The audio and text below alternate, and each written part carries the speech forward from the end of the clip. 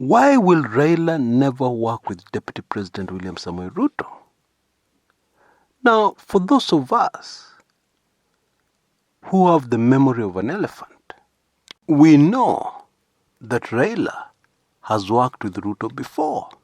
Yeah. In 2007, when Ruto was not yet a recognized kingpin of the Rift Valley. In fact, at that time, the deputy president went into those elections an underdog. Yeah, and of course he was a nobody in those days. He had just been a member of parliament and granted an assistant minister with the Daniel Toroitich Arap Moi administration. And indeed, he has the distinction, I've just remembered, of being the only assistant minister in the history of Kenya to sit in a full cabinet meeting while there was still an assistant minister.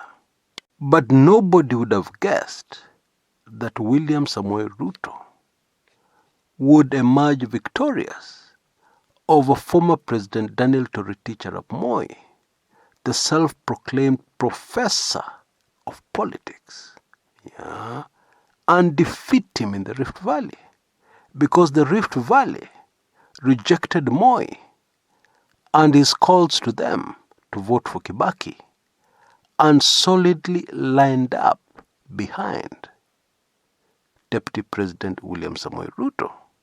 Those votes from the Rift Valley, courtesy of Ruto, helped to give Raila Odinga his landslide victory in that particular election, presidential election. And that is why Mwai Kibaki's desperate last-minute attempt to rig those elections, to fiddle with them, went terribly wrong. And the result was the chaos.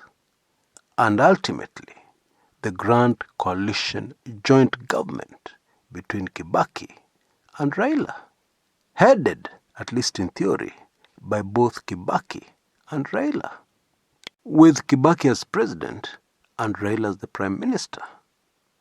Only the second prime minister in the history of independent Kenya. The first, of course, was Jomo Kenyatta, before the constitution was amended to create the post of president, which Jomo Kenyatta ascended to. Bottom line, they have worked very well together in the past. And so, why should Raila make such an emphatic statement and say he will never work with DP Ruto? And he told the Kalenjin nation, give me somebody else to work with, but not Deputy President William Samoei Ruto. Now, I don't know if you know this. There are a lot of politicians today in Kenya who are strongly opposed to each other. Politically, it is not personal. And sometimes you will find that away from politics, away from the public, the two are actually friends. One good example is the family of the Odingas and the Sudis.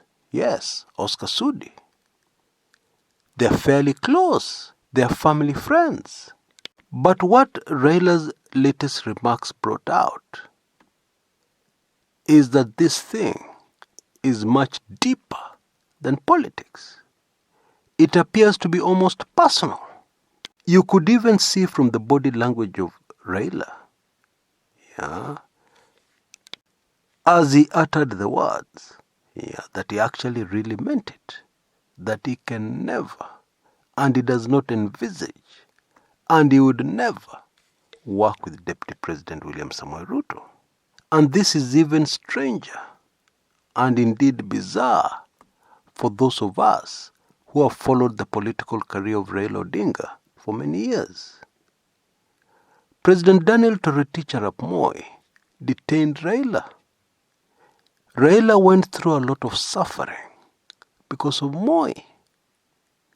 But later on, Raila worked very closely with Moi. When his political party NDP merged with KANU to form what was supposed to be New KANU. And Raila was appointed to Moi's cabinet. Raila also had a lot of issues in 2017 with President Uhuru Kenyatta. But the handshake happened in March, just a few months after that bitter, contested election. And today, they call each other brothers. So what is different with Deputy President William Samoei Ruto? Based on the remarks of Raila, it seems that it all has to do with something called character. Because Raila told us that the Deputy President is not being honest. Raila told us that the Deputy President is lying to Kenyans, taking Kenyans for a ride. You know, Raila and Ruto are two very different politicians. The Deputy President appears to be a man following the old KANU rulebook very closely, where the end justifies the means, where it is difficult to find some consistency.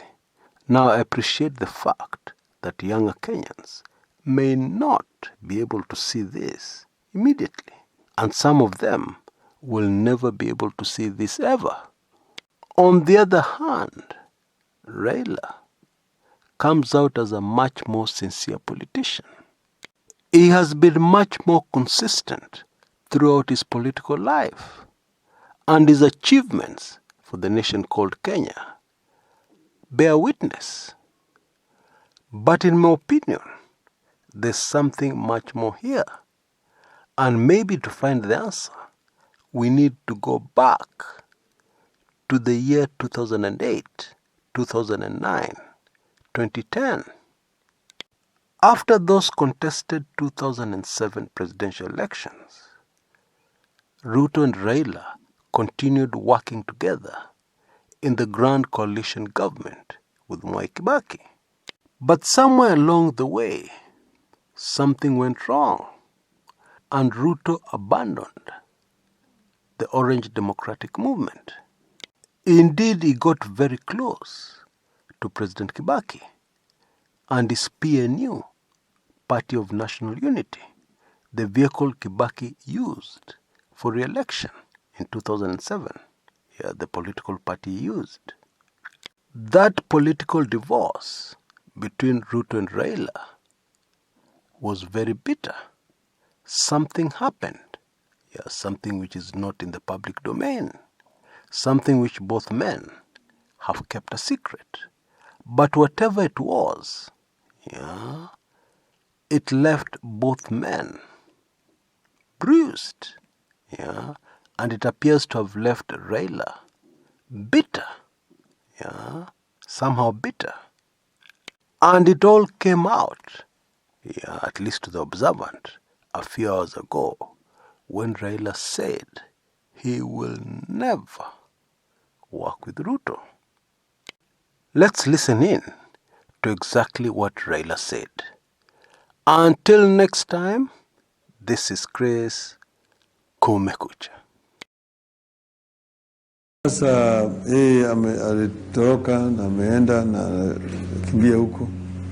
Mnaweza kutapatia mtu mwingine na mimi nitafanya naye kazi. Manake mimi bado ni RPB yule. Sasa wamegundua mambo iko kanisani. Na Mungu ndio kusema. Sio waganga na sio hao wengine. Na sasa nyinyi unajua watu wengi walikuwa wanafikiria ati mimi namuonea ile mtu ya kitendawili. Lakini si yeye mwenyewe ameenda kanisani na ameenda akatangaza ati yeye ni mganga. Sasa ati mganga ni ya kutibu watu. Nyinyi mmesikia mtu ametibiwa na mganga? Si mganga ni mtu ya kuroga watu. Sasa hii dunia sijui. Ngine nasema no, Raila ni mtu wa shetani. Ati Raila ni ile mtu ambaye mtu ya nini waganga na kadhalika. Nikauliza uganga ubaya yake nini? Si uganga ni utibabu. Uganga wanatibu watu.